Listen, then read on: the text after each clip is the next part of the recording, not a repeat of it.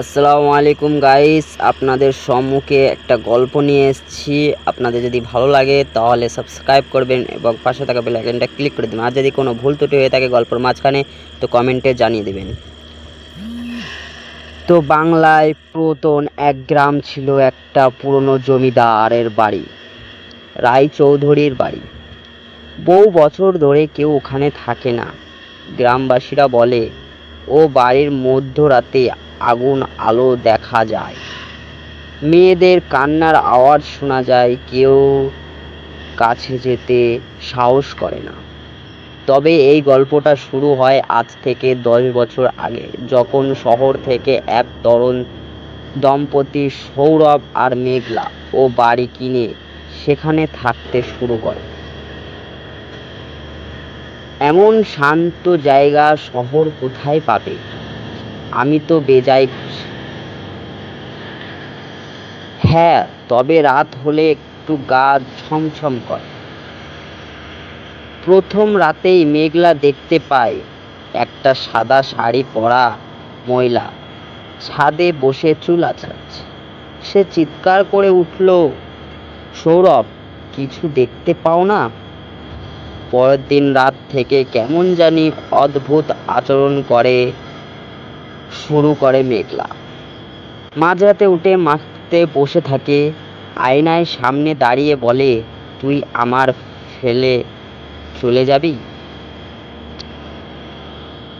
সৌরভ এক বৃদ্ধা পাশের বাড়ি থেকে জানতে পারে ভয়ঙ্কর সত্য। এই বাড়িতে এক সময় জমিদারের 2 স্ত্রী ছিল। প্রথম স্ত্রী সতীন ছিল নিঃসন্তান। দ্বিতীয় স্ত্রী গর্ভবতী হলে জমিদার প্রথম স্ত্রীকে দূরে সরিয়ে দেয়।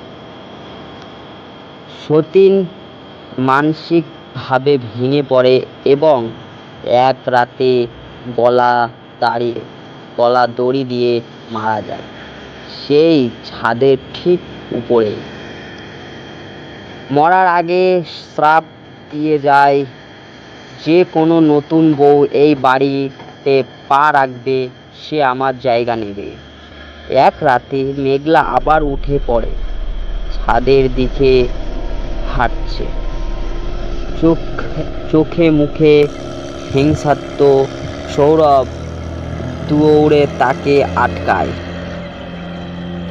সৌরভ চিৎকার করে, মেঘলা, তুই ও না, তুই ফিরে আয়। মেঘলা গলা থেকে বেরোয় এক ভিন্ন সুর, এই বাড়ি আমার জায়গা কেউ নেবে না।